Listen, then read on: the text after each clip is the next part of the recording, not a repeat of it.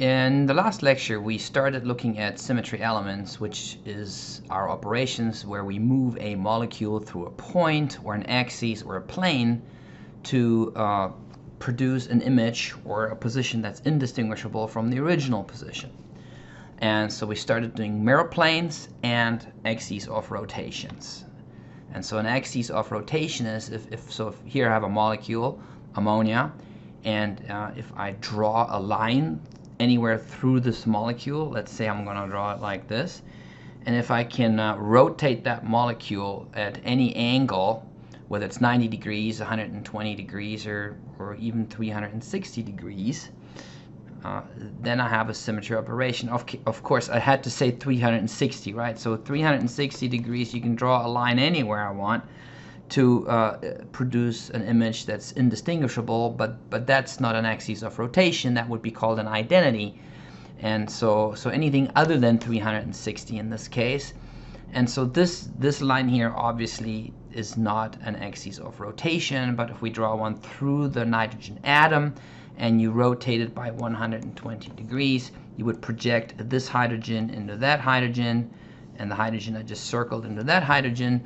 So that means there's an axis of rotation, and since it's 120 degrees, 120 times 3 would be the full 360. We designate that as a C3. So that's what an axis of rotation is. We are ultimately after finding the principal axis, which is the highest order axis of rotation, but we were simply going through these molecules just to find any of them to practice, and I made a recommendation that you either build these molecules to find them or you go into one of the websites recommended last time. This one had several C2s and several C3s, then this one only had a single C3, this one had a single C2, and then the final one we did is this benzene molecule, and I pointed out to you that you must definitely treat it as if it is flat and delocalized, not the way it's drawn. That's going to be very true for this one here as well. And so what we found here was a C6 as the principal axis, but we also have a C3, and then there were several C2s also through this axis, but also through here and through here. So we have a whole bunch of C2s here. And now we're going to look at this ethane molecule, right? And so we know from organic chemistry it's not flat. We don't have 90 degrees. We have tetrahedral centers, so those are 109.5. So all of these angles here that look like 90 and 180 are 109.5. So we must assign a point group or symmetry elements to the actual shape of the molecule, not the way I've drawn it. And so the best way really to do is to build a molecule. And so you learned in organic chemistry that ethane can have two different conformations. It can be either eclipsed or staggered. And so there are different symmetry elements here that we need to consider, and they're in different locations. So I've built this eclipsed ethane molecule, and I'm looking right down the C3. So this is just like ammonia. It doesn't change anything. We can rotate that by 120 degrees to produce a molecule that is indistinguishable from the molecule before. So if it's perfectly eclipsed, we have a C3.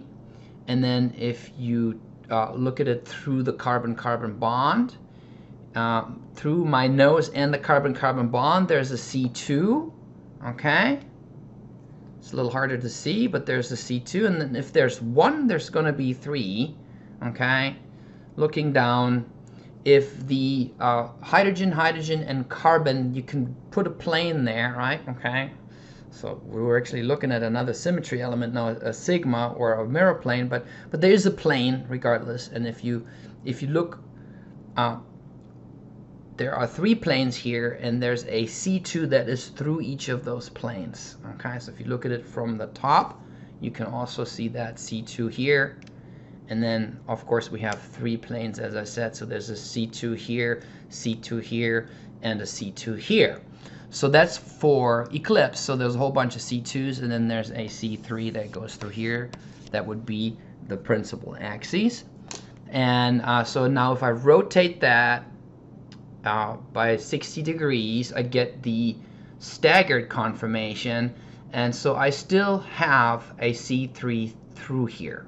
Okay, that's easy to see because I'm rotating by 120 degrees, and so that's still there. But the C2s are a little bit trickier, right? So the C2s are obviously, if there are no more, the planes are no longer along with the hydrogen, carbon, carbon, hydrogen. There's no plane here, okay? That's basically destroyed. Build it and look at it. It's going to be the best way to do it, or go to one of those websites, Otterbein or the other one, okay? So if I look at, and it's going to be easier actually on paper, so these are just a couple of other ways that you can draw it. And even here you can sort of recognize, okay, so this is eclipsed here, and this is probably staggered. It's still not easy to see, but so we have, you can see the plane here nicely, that I was talking about for the eclipsed one. And so there's a C2.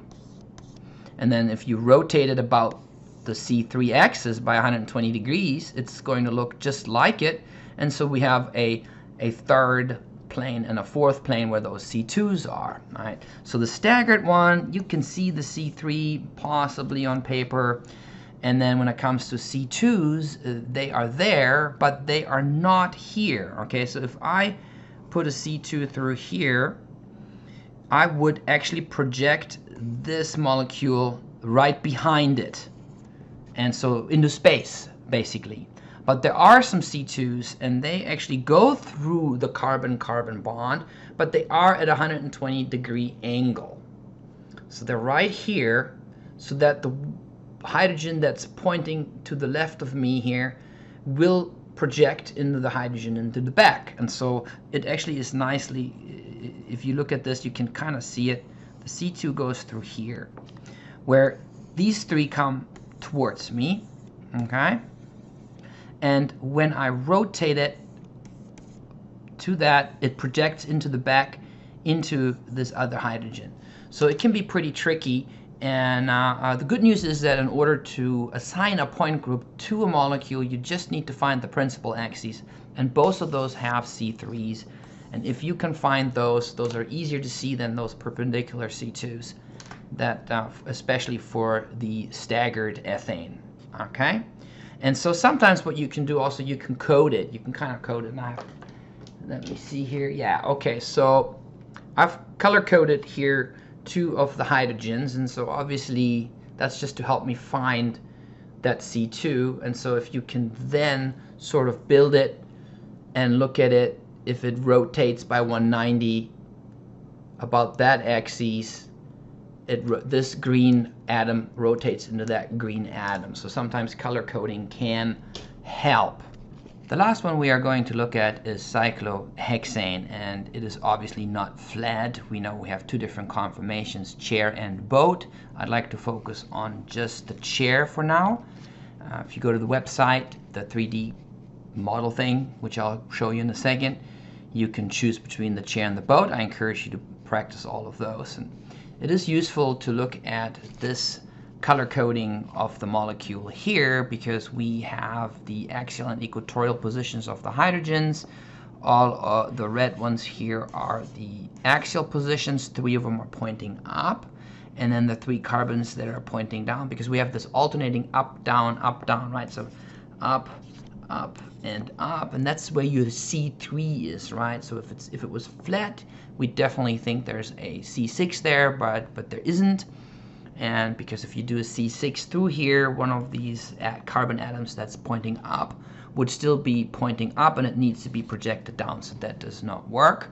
And so sometimes it helps to just focus on a couple of atoms or a group of atoms, like these axial hydrogens here. So those 3 build a triangle, and so there's a C3 through there, and then of course you must make sure that everything else follows through as well.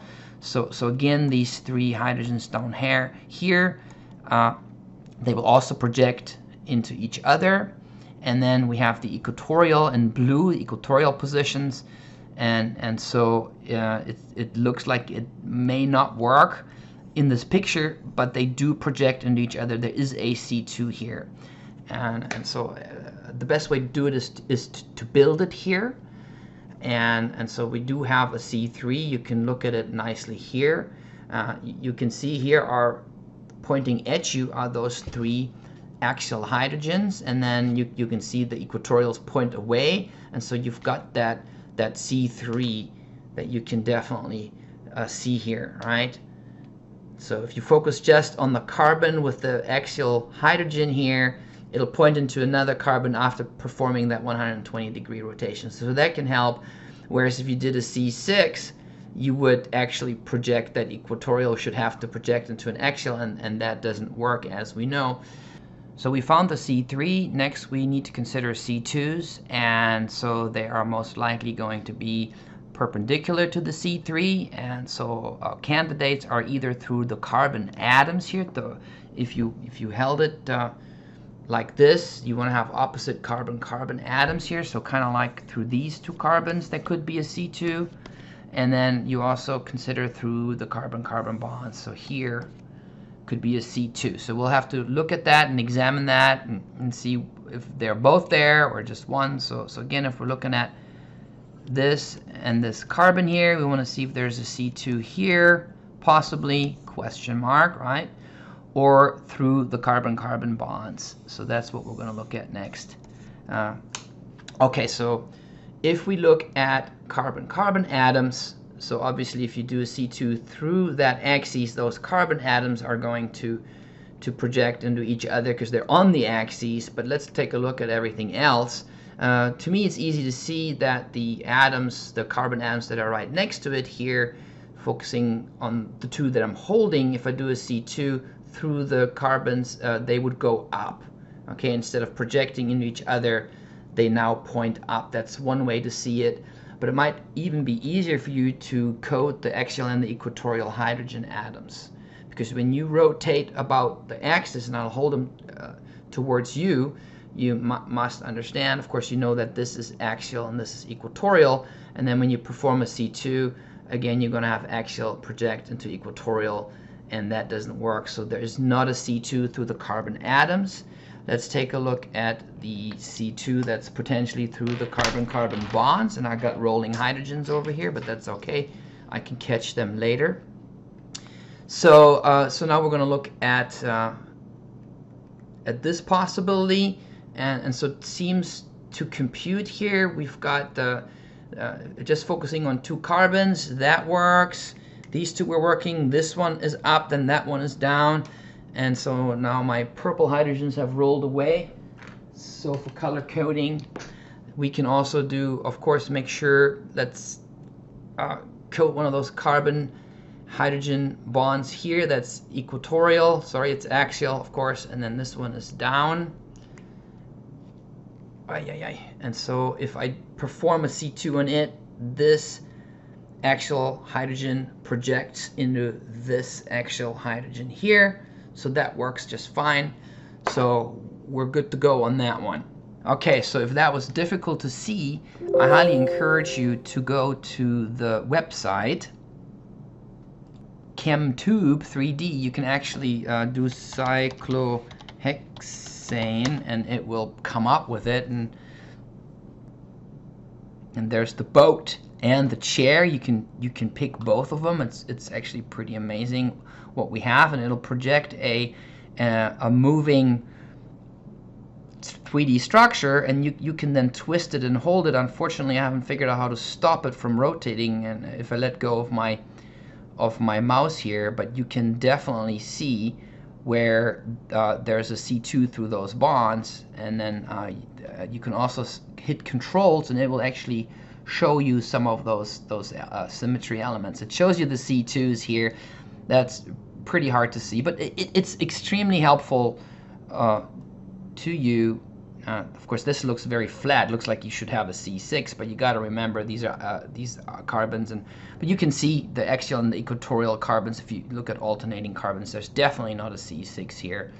And then if you look down the carbon atoms here, this is when you can truly see, okay, there is no C2 here, definitely, but the C2s are located right here in the middle of the electron cloud between 2 carbons. All right, let's go back to my lecture. Those are actually the 6 molecules that I used as an example. Now we can go back to the mirror plane, and mirror planes are either vertical or horizontal, and so that we don't just find mirror planes, that we are able to distinguish between vertical and horizontal mirror planes. Okay, and so you have to have the principal axes. So the mirror planes are with respect to the principal axes.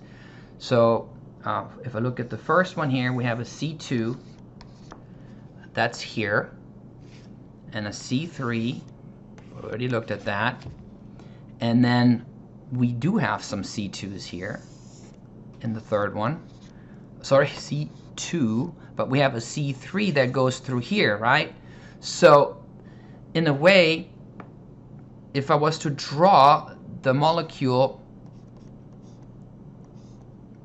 and I have a hard time with that, but I would have to put this on the side and it's flat. Now I wouldn't draw it like that, right? So if you wanted to put your principal axis, your C3, up and down, so where you could argue then, okay, any mirror plane is going to be vertical, that goes through that plane. So that's going to be the tricky part about it, recognizing that here my axis goes through the plane of the board.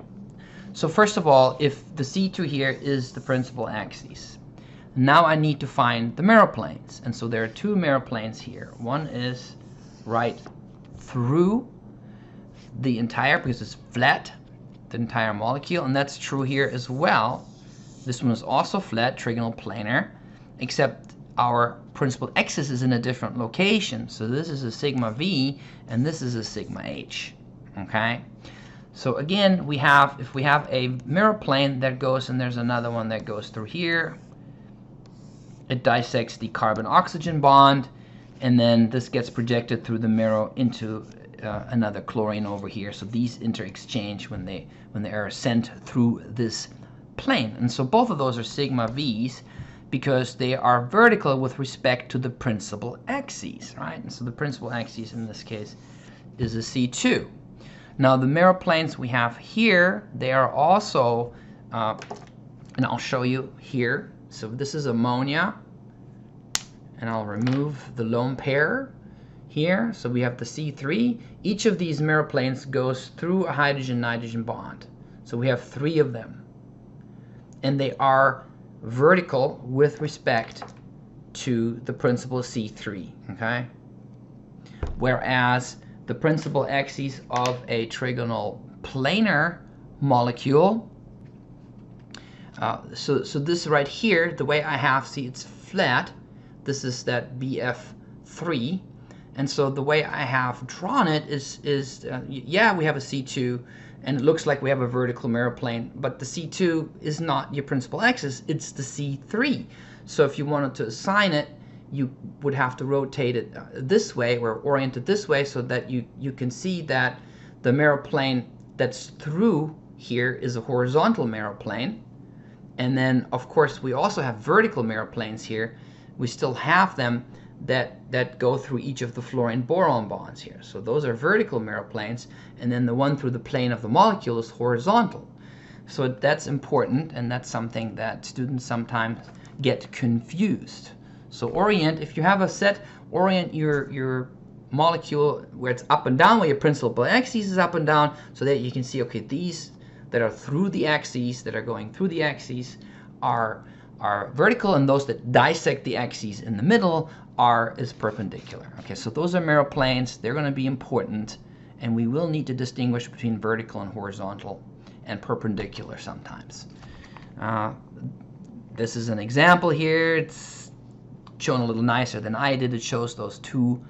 This is water molecule, could be H2S, right? So, but it's bent. And we know we have a C2. It's shown here. That's your C2, your principal axis. And then these two are sigma V's. The blue and green shade are vertical mirror planes. And that's true no matter how I draw this molecule. If I draw this molecule like that, you know, now your mirror plane is here. That doesn't make it horizontal. Your mirror plane is always with respect to the C2. All right, so we have axes of rotations, and we have vertical and horizontal mirror planes. So let's go through this slide real quick and assign vertical or horizontal. Okay, so this one has several C3s, the first one here. All right. So if I assign this as a C3, and I think I better build that. So this is perfect methane. All right, so all groups are the same. So any of these carbon-hydrogen bonds have a C3, and it doesn't really matter because it's symmetrical which one you use as your principal axis. But let's say and then you hold it up and down, and then your mirror planes go through the carbon and the two of the hydrogens. So if I was to draw that, it would be kind of difficult to indicate here, but if I select this to be my C3, the vertical mirror planes would be here, right? So that doesn't really work well. It works much better if you have a three-dimensional model. We have a C3, and there's only one. And so here definitely also the sigma V's, these are sigma V's that go through the hydrogen, carbon, chlorine bonds. And now all three of them, there are 3 sigma, and that's important too. The number of mirror planes that you find, it can sometimes be important. And so here, this next one, we have a C2. There's only one C2. See, it's on the side, so the mirror planes that we have, this one's going to be harder for me to draw, but it goes through this plane here. Okay, very, very awful. But you know, in a way, it's just like what we had here, except we have, you know, 2 different molecules here. And so you can look at that picture, and it's on the side, and so these are still vertical mirror planes here. So those are sigma V's, sigma V, sigma V. These are actually just sigmas. Anyway, looking at the flat benzene and only looking at your principal axis, C6 here, the mirror planes that go through here and here and here and here and through all of the carbon atoms, and in between, those are all, if we put planes in there, those are all horizontal. Sorry, these are sigma V's. And the only horizontal one is of course the one that's in the plane of the molecule, and so that would be a sigma H, whereas all the other ones are sigma V's. Ethane, okay, so both of them have, and you can kind of see here, even if I draw this projection here, it's a little harder to see that you have the C3 here. It's really nice to see that you have a C3 here. This projects into here, and then this projects into here. And so we have vertical mirror planes for both of them. So the staggered one has only vertical mirror planes. Okay, let me show you here. So the staggered one, if I'm looking right down the C3, we have mirror planes that go here, here, and here, right? So they go right through here. But it doesn't have a horizontal mirror plane, okay? Because the horizontal mirror plane would project this hydrogen into space, right? This points towards you guys, and it would come out towards me, but into space. However, if we have an eclipsed ethane, then we do have a horizontal. We have 3 vertical mirror planes, and then we have also a horizontal mirror plane. By the way, we can only have 1 horizontal mirror plane, right? There's only one way to cut an axis into half, and so there's that. So this one has sigma V and sigma H, and this one only has sigma V, and so they're through here and here and here, but not perpendicular. And finally, it's cyclohexane, and so we decided there's a C3 through the center, and then obviously there's not a horizontal mirror plane because that would project the carbons that are up top down here, right, where the axial carbons are, and it would project the other ones up, so that's not going to happen up and down, so there's no horizontal. but are there vertical mirror planes? And those, if they are there, they are very difficult to see. Okay, so if I put this like that, that wouldn't be a vertical mirror plane. And how about through the carbons that are across? And so here we go, that's where it is. So this is where your vertical mirror planes are, through the carbon, right? Interesting, because the C2s were through the bonds and the sigma V's are through the carbon atoms. Okay, just to summarize, we have a principal axis here, a C2. We had several, a C3. We had several C2s that went through the carbon-carbon bonds. And then we had sigmas that were sigma H's that went through the across carbon-carbon bonds. And so when we come back for lecture 3, we're going to look at two other symmetry elements. One is the inversion center, and the other one is an improper rotation. And then we are ready to assign point groups and do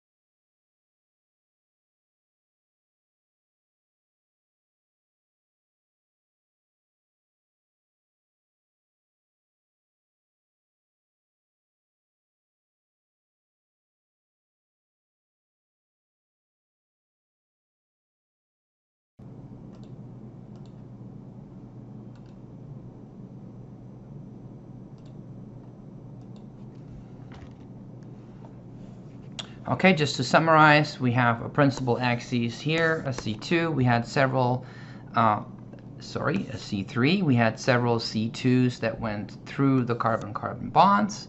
And then we had sigmas that were sigma H's that went through the across carbon-carbon bonds.